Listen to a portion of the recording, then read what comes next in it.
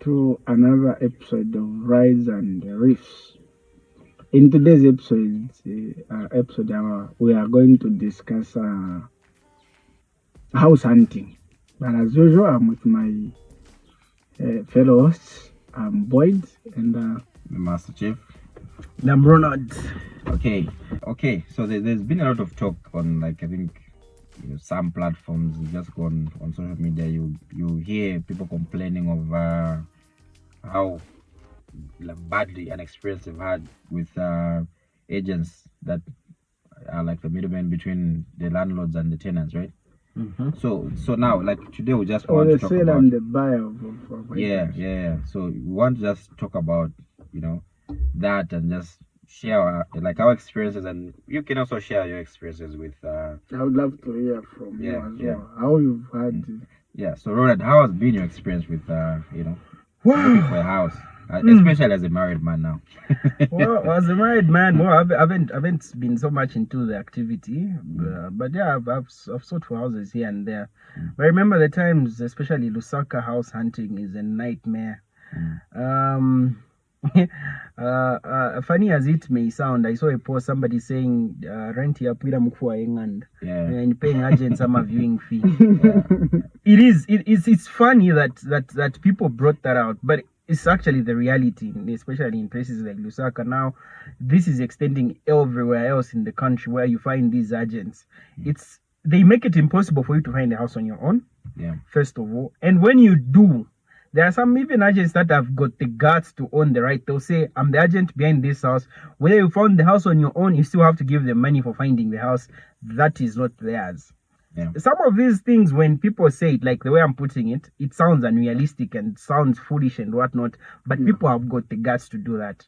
There is even a situation where some of these agents will take you to a house that is occupied, that is not even out for rent. Then they'll tell you to pay them viewing fee. Then the moment you pay viewing fee, a few minutes later, they'll tell you somebody has paid the house, so that you won't even have claim over the house, but you still would have paid viewing fee. Yeah, so they'll made a 50 kwacha off you. 50 kwacha if you're lucky, because nowadays the viewing fee average is like 100 kwacha, 200 if in Lusaka. You can even pay like up to like 250, 300 for viewing each individual house. And what's even worse is you give this agent the description of the house you're looking for. You'll take it somewhere to something else. Yes, they'll show you anything. Even something that doesn't meet your description, and yet you're expected to pay viewing fee. Okay, so now that leads to, like, asking yourself, are these agents, like, have they become like the cartel? Has it become like too powerful? I feel like these guys, it's one way of earning a living. They are also living out of finding people like houses. That's not like a very like honest living, is it? Because I feel like that's laziness. That's like somebody.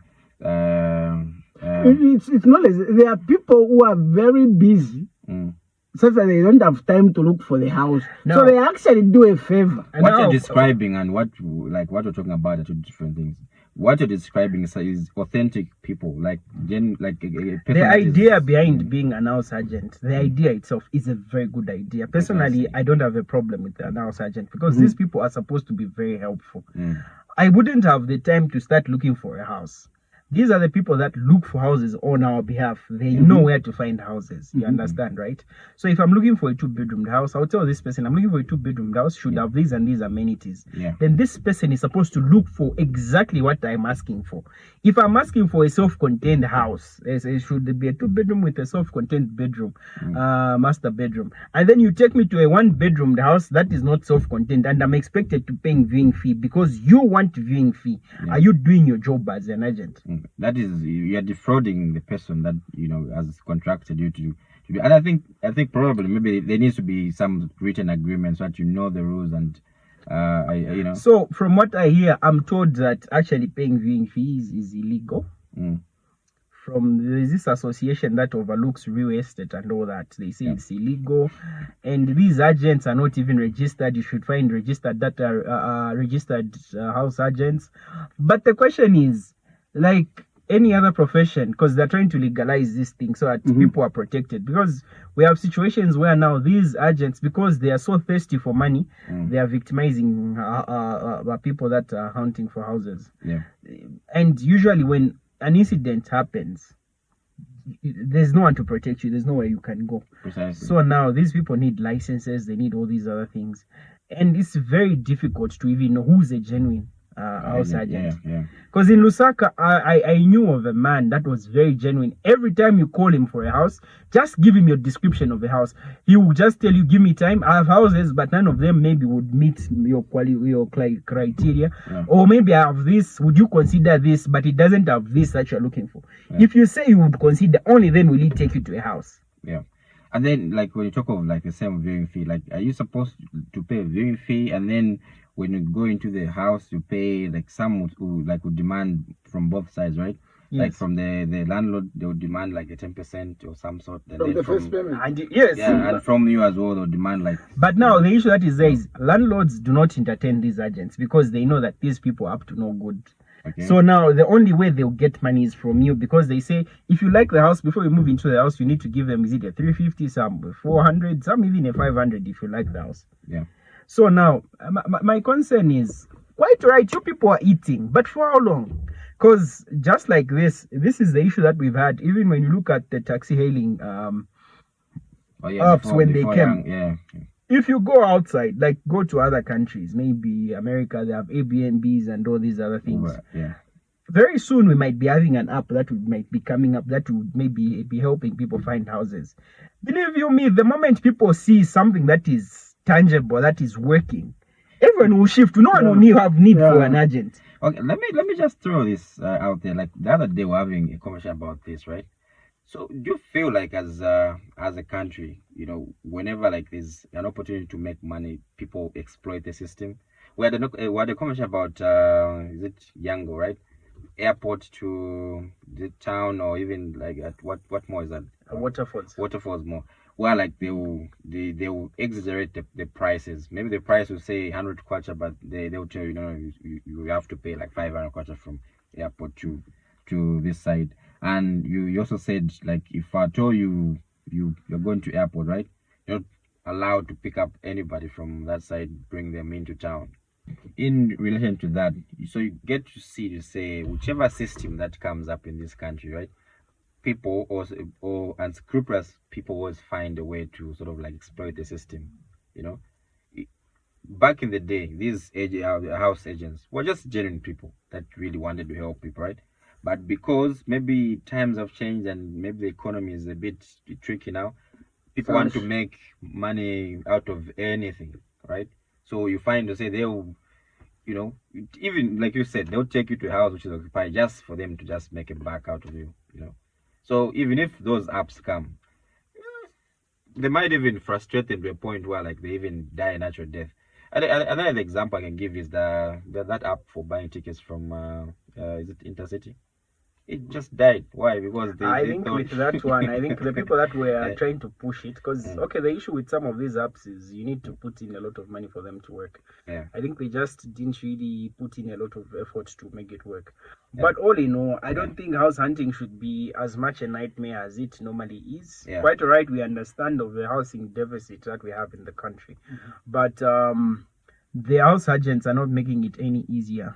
Because to some extent, you know what these guys do in some instances, there could even be the reasons why some houses are expensive, because they exaggerate some of these things. So it's one of those things that I really feel like really needs attention, because these people are making life a living hell. On the other hand, genuine house agents are doing a good job. Like, they'll really help you find a house. So now, if you find yourself to be a victim of one of these scrupulous house agents, who do you report to? So you can go to and when you are getting into that agreement, do you write? Because it's more like it's civil. So if he scams you. I feel like like my thought on this, like not like what I feel, but my thought on this is like you know, we allow people to get away with a lot of things, right? So that creates a problem in future in dealing with these kind of problems, you know, because if let's say the first person, the same scammer sort of like talk to and refuses, no, I'm not going to pay that because I'm not entitled, I'm not supposed to pay you this, or maybe until you do certain things, or I should have contracted you to do this for me, then we'll agree on the terms and conditions. But then it seems to be the norm or the normal thing to do. So even when you go to the police, they'll be very reluctant to take action against these people because no, whatever they say in Nyanja, I'm of the view it would be better to pay an agent when he finds you the house that you're looking for. Yes. Instead of him showing you every ramshackle that he finds, you pay viewing fee, and on top of that, when he finds something that's similar to what you're looking for, you still pay them the finder's fee. Yeah. But they turn you into a piggy bank. Yeah, so it ends up becoming very expensive finding a house. Yeah. It is a very unfortunate event. It's very unfortunate. Yeah, I would like to hear from you. So tell us, like, what has been your experiences and what you think would be the solution. Like, how can landlords maybe make life a little bit bearable for potential tenants that they might want? Actually, there are some landlords who put up posters, but again, these same agents pull them down. No, you could have a digital, because if I told somebody puts up a digital footprint, let's say maybe somebody develops a website where, like, the real estate, the entire, like, sort of like real estate what do you call it, maybe demographic or whatever the word is supposed to be in that sense, right? So, like, you have all the houses that are in Zambia registered or under title uploaded onto that system, so that when a house is vacant, or if you want to check how many houses are vacant in a particular area, you just log on to that portal, and maybe you pay like a small subscription, and then that subscription like goes maybe to But agents. again, that may raise a rate of issue, because you find that somebody has 50 houses, he puts them on the app, then they start asking questions. How did you manage building all these houses? That shouldn't be your concern right now. Precisely. That shouldn't be the concern right now. But the issue that is there is one thing I've observed about these agents. What they'll do is they'll look for landlords that are posting houses on Facebook. When they see a landlord posting a house on Facebook, they'll get the pictures. They don't even tell you. They'll just get the pictures, post them as them marketing the house. Yeah. So when the landlord finds a tenant for that house, then this agent will just go and claim finder's fee from the landlord that I posted on my page. That has happened before. Yeah. So you are saying these agents are becoming more powerful than the actual? No, they are becoming more exploitative. It's not about being becoming bored in other ways. They are becoming exploitative because they're exploiting people. That's exploitation. Both the tenants and the landlord. Precisely. So as a client, I guess, as a customer or a tenant, you're looking for a house, I think we just have to know your rights. I think it's important to read the fine print when you incur certain, just be aware. So, okay, this is what, if I'm looking for a house, I'm going to come across these people. So what exactly am I supposed to expect from them?